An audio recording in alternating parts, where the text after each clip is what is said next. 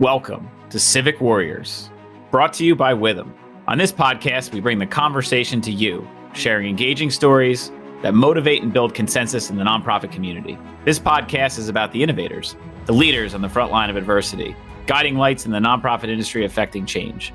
And through their stories, we can all join forces to become Civic Warriors. Hey Warriors, welcome to today's episode of Civic Warriors, brought to you by Witham. I'm your host, Brad Caruso, leader of Witham's not-for-profit practice. Our guest today, John Kessler, is going to share his story as a firefighter and some very important fire prevention tips to help keep you safe and your family safe. Warriors, the fire department is near and dear to my heart. I've personally been involved for more than 5 years now. And, I really just got involved at the fire department for a few reasons. One was I kept coming across bad car accidents and I kept being the first on scene, which I really had no idea what to do and felt a little embarrassed. So, from that perspective, I always wanted to learn a little more. Plus, my father-in-law was the chief of the department for a long time and an active member. My brother-in-law is an active member. My uncle was the ex-chief. So I kind of got guilted into it a little bit, but certainly it was probably the best decision I ever made. Got involved and really just wanted to be knowledgeable in crisis, to be able to help those in need and really pass that along or pay it forward with education. With us today is John Kessler. John is the assistant chief of the Montgomery Township, New Jersey Volunteer Fire Company number 1. John has more than 20 years of experience with the fire service, and because volunteer firefighting doesn't pay the bills, he's also an owner and prominent real estate agent here in New Jersey. I've learned so much from John over the years, and I brought him on because he has such a knowledge and such a charisma about the fire service and leads up our fire prevention group internally on our fire company. So certainly the perfect person to share with you some tips and tricks and some things that can really help keep us all safe. So John, welcome to Civic Warriors. Thank you for having me.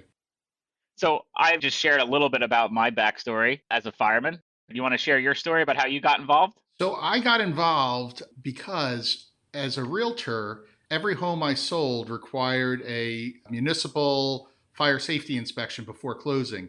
And a lot of the inspectors were my own age, and this became my peer group, my friends.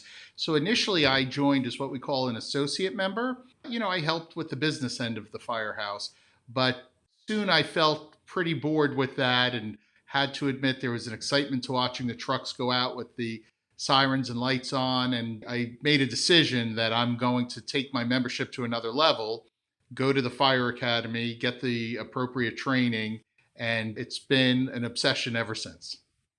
So at what age did you start doing that? In my mid-30s. I'm almost in my mid-50s. Yeah, so for everybody out there, it's never too late. I started when I was 32. John started right around that age as well. And we get a lot of members across our fire company that, some of the folks that come in that are, 18, 19, looking to get started into the fire service. But also we get a lot of volunteers, throughout their life. We just had one member go through who is in his 50s, who just went through the fire academy. So, it takes a lot of hard work and dedication, but certainly becoming a firefighter, if it's been a dream of yours or you want to pursue it, visit your local fire company and see what it's all about, because it's certainly very rewarding, which John can definitely attest to. And to Brad's point, there's age-appropriate skills and needs for everybody.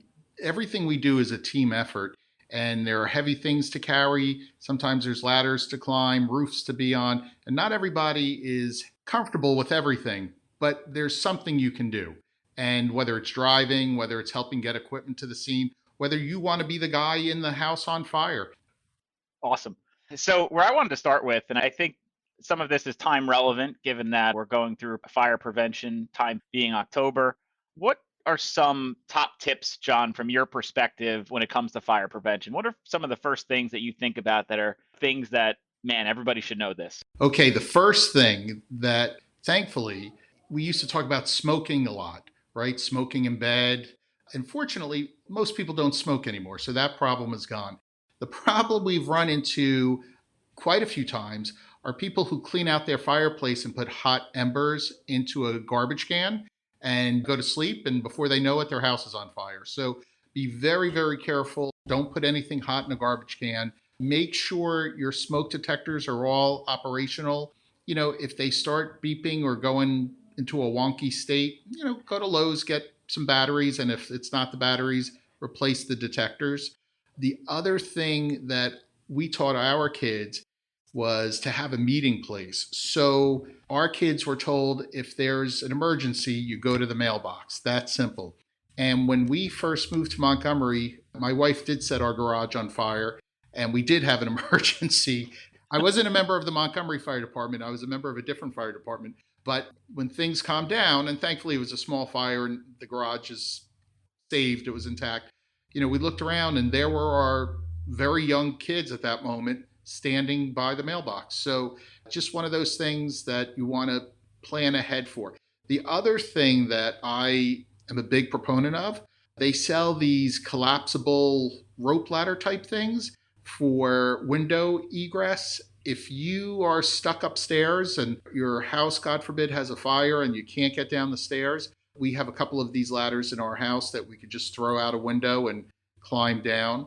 And my final thing, which is really a relatively new thought in fire prevention, is to sleep with your doors closed. So again, God forbid you have a fire in your house, having that door closed to your bedrooms will buy a half hour to 40 minutes that you might not have otherwise if you can't get out, right? And finally, they suggest you have a fire extinguisher in your kitchen, but I say this with an asterisk next to it. Should you have a small fire, that's okay, but should it start to become more than you can handle, get your loved ones, get out. That does not mean you're obligated to fight a fire that's bigger than what's in your purview. You have a small grease fire in the oven, you could put that out yourself. But if suddenly the curtains are on fire, just go. Just leave. Get everybody, get out of the house.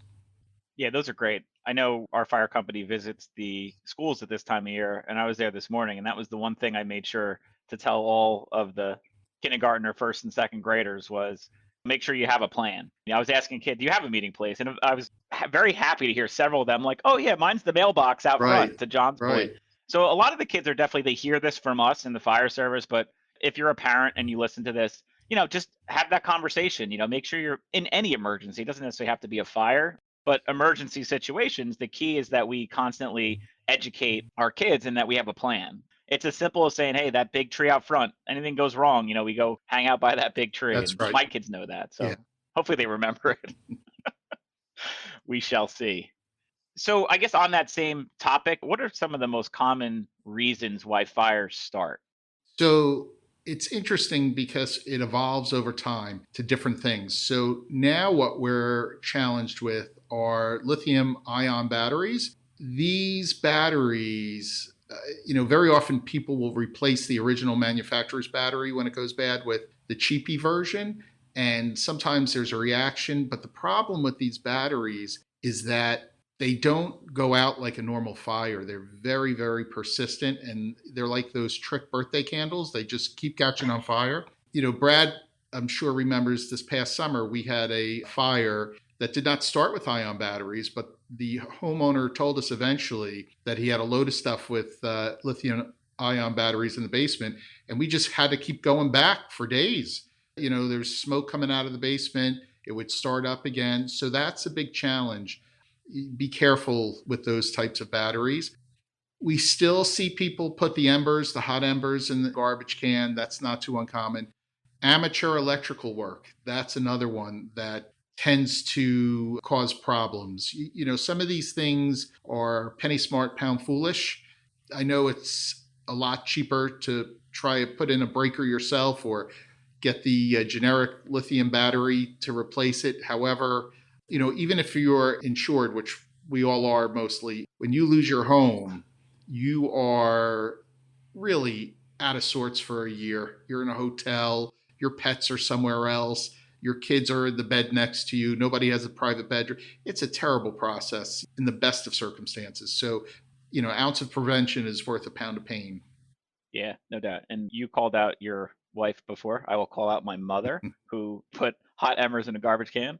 And shout out to the Brick Township Fire Department for putting it out and saving my mother's house, because thank God somebody drove by. Yeah. And this is good for you to know. If you drive by and see a fire outside of someone's house and it's not in a fire pit, call 911, report it. That's right.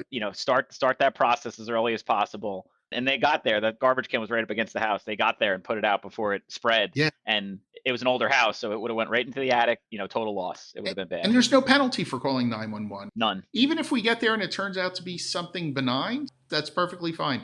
The last thing I will say are candles, right? Don't go to sleep with candles burning. It's just a bad move. We had a fire a few years ago. Brad, I believe you were there. Christmas, someone had a beautiful display on their fireplace mantle, left candles burning on that display, woke up in the middle of the night with the house full of smoke.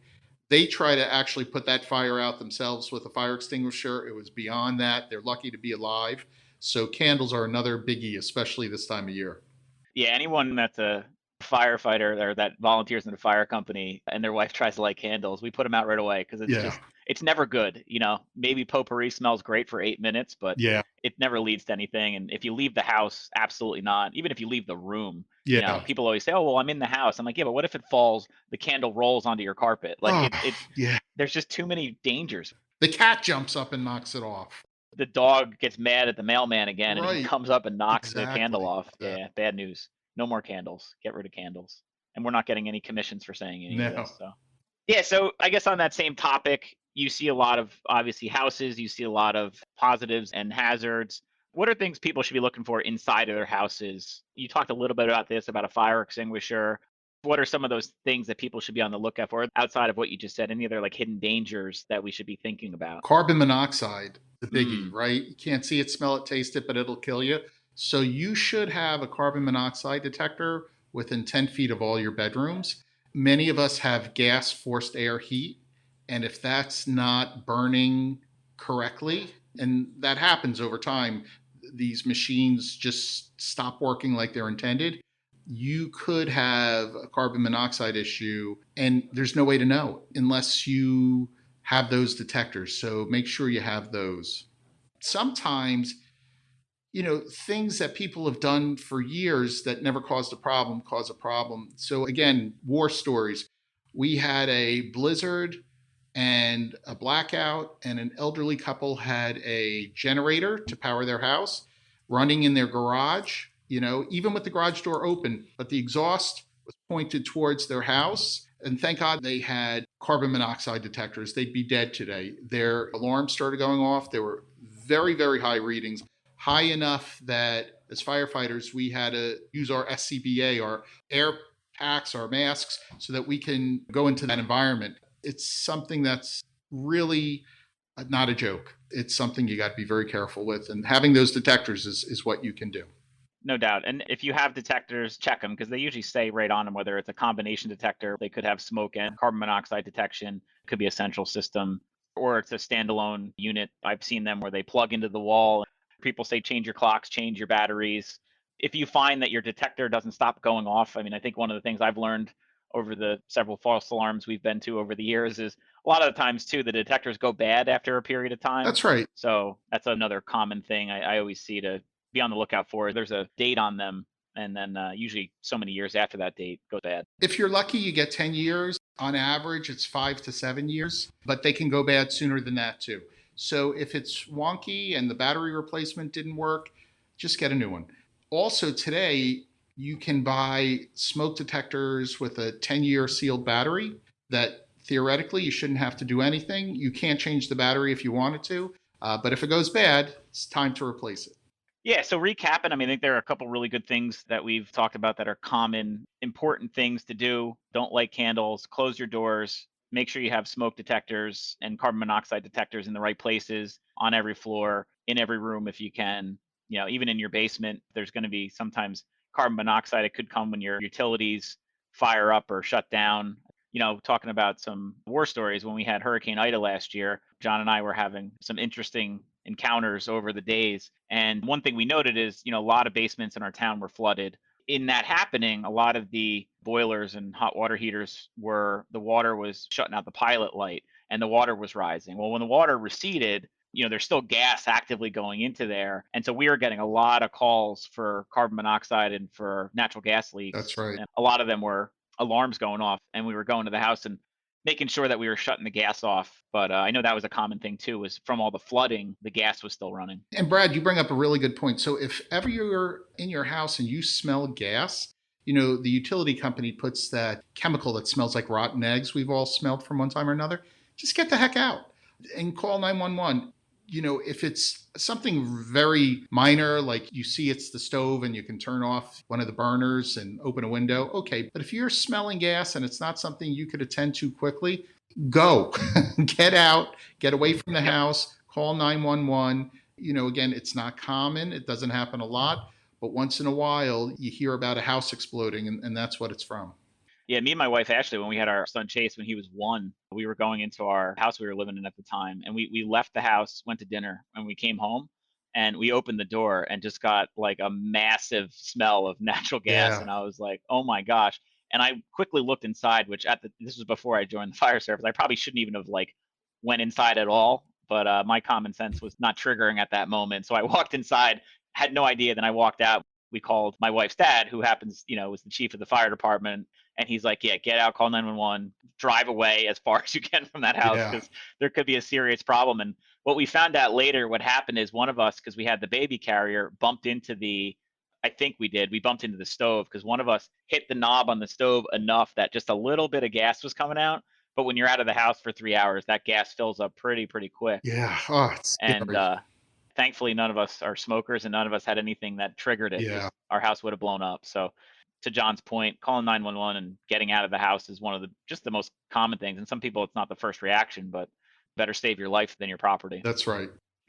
So, something near and dear to my heart being my kids, I want to talk just for a couple minutes about what should you tell your kids? We talked a little bit about a meeting place. That's obviously a very important strategy, but how should we be talking to our young children about fire prevention? So obviously, we don't want our kids playing with matches. We don't want our kids playing with lighters and fireworks. Though the laws have changed and they're more available, we want them to know that all of this has to be under adult supervision. That's a big message we've been hearing since we were kids, right? But it still rings true today. If there is an issue, it's important that they know to get out. There have been some very, very sad cases where kids went back into a house on fire to grab, some toy that they love. You'll get another toy. You'll get another whatever it is that you want to get. Just it's important to know that there's only one of them and it's time to leave.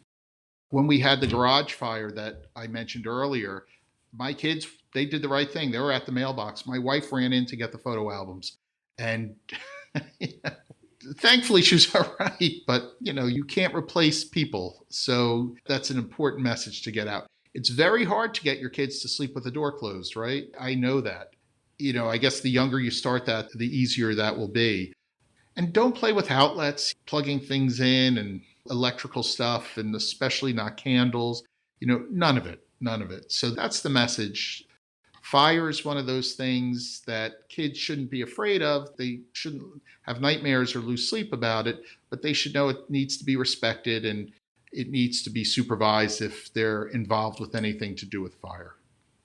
If there is a fire in a house, right? And let's say the kids are home and the parents home, what should people be telling their kids about what the first thing they should do is? Let's say there's smoke and they hear the detector going off. Right. What do you think they should be doing? So, depending where the fire is, so if you have a garage fire, for example, and we've had some of those, right, Brad, where the car was Yep. on fire in the garage, it's much easier to get out of your house and account for everybody. And I think getting out first is more important than even calling 911. So get out of your house, account for your whole family, make sure you have everyone. If it's a situation where the interior of the house is on fire somehow and you cannot get out of the room, again, closing that door to your bedroom and feeling for heat is critical. And if it's hot, don't go. What you can do once you've closed that door is you can alert the first responders that you're there. Hey, look up here. I'm trapped. I can't get out of the room. Let people know where you are, and let them know that there are also people in the back bedroom, on the other side of the house, and there's a window in the back that you could get to them that way. The more information we know about who's in there and who's not in there is critical. So when we arrive on a fire, and often the chiefs are the first people there, that's my first question: is everybody out? Hearing yes is a whole different playbook than hearing no. It's terrifying, actually. As a firefighter, the last thing you want to hear is that there's a child trapped in the Yeah, house. yeah, it really is. So getting out is critical. You can replace everything. Everything. I know it sounds horrible. Brad and I both have pets.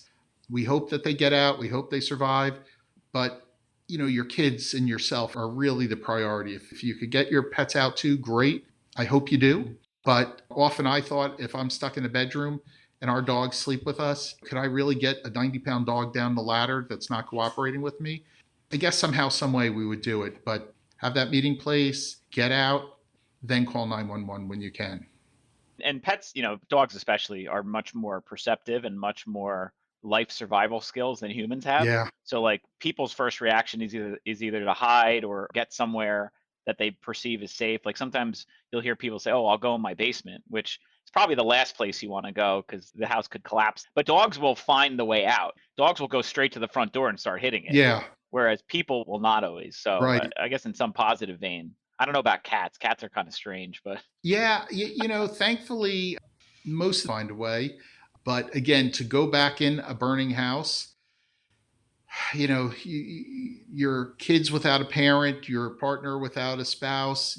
Listen, I love our dogs to death, but you have to consider a big picture. And let's just hope that never happens to you.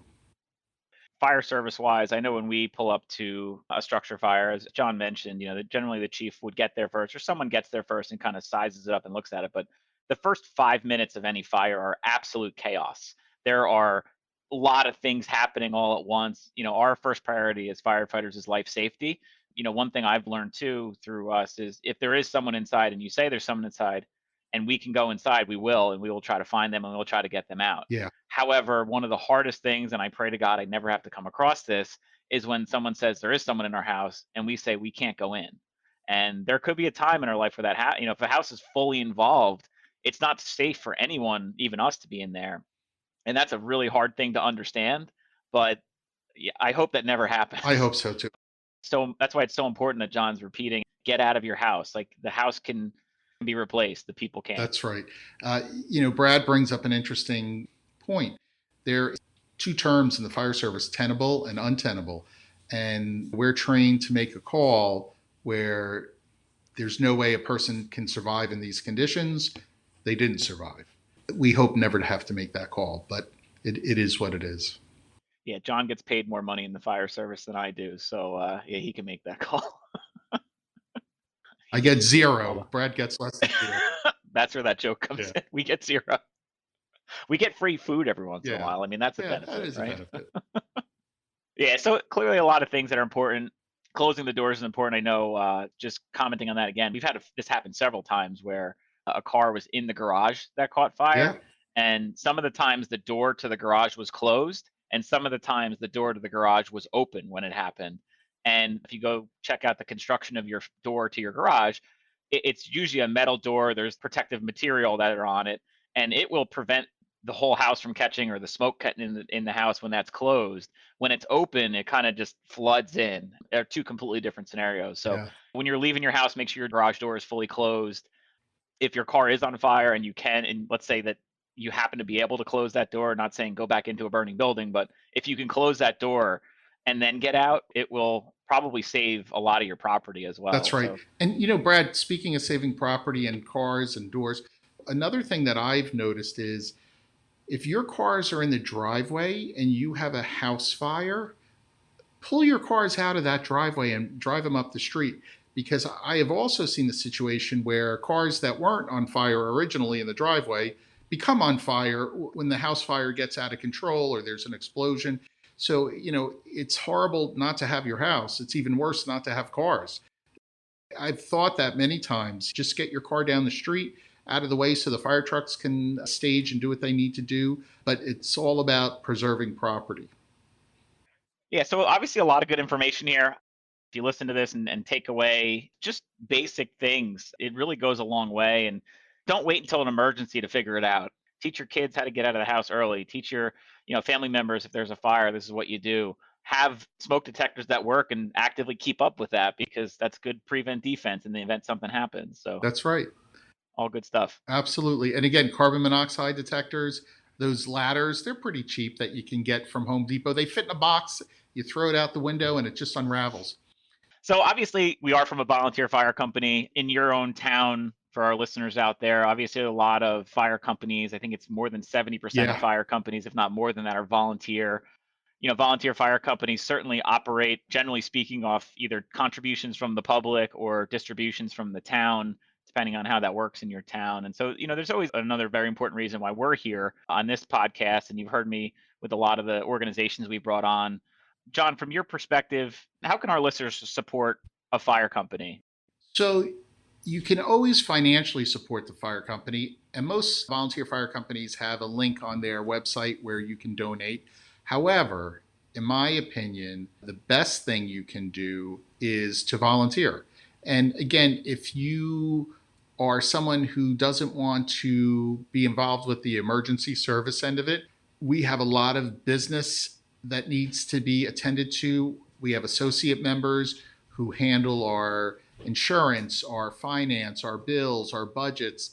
We do need help with that. Our membership changes over time. People retire, leave, graduate school, move away. So there's always help that's needed. And if you are interested in the emergency services end of it, the nice thing about the volunteer fire service is you could put your foot in the water and see if you like it.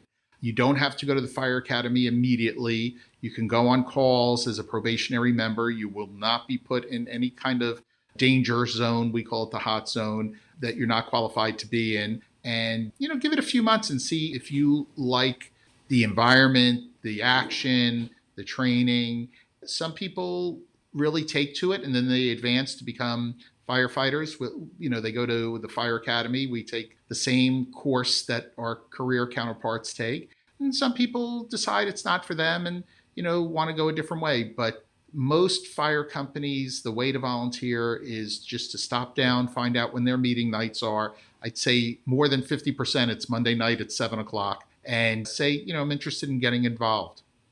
And if you want to support our fire company, our website, mtvfc1.org, we have a donate now button there. Yeah. We appreciate any financial contribution. And as John said, we are fully volunteer. We don't receive compensation to do the work that we do.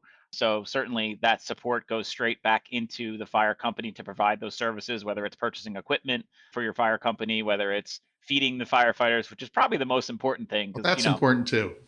a hungry firefighter is not always at its best, but certainly we look forward to that. That's right. And we do find it challenging to keep a cook for a very long time. That's true. Right? Yeah, interestingly enough. Yeah, so if anyone is a chef and you don't want to be a firefighter, any fire department will be welcome to have you as one of their members if you're a chef. Especially ours. Especially ours. Especially ours. So with that, John Kessler, our assistant chief over here at the Montgomery Township Volunteer Fire Company, we really appreciate your time My and thank you so pleasure. much for joining Civic Warriors. Yeah. And Warriors, thanks you for listening. Remember, and my last 2 cents here, the fire department is really the last line of defense when it comes to fires, and it's up to all of us to implement safe practices to avoid catastrophic events. But, as you know, and you hear from John and myself, when you call for help, firefighters like ourselves will be there for you and do everything we can in our power to help you and to keep you safe.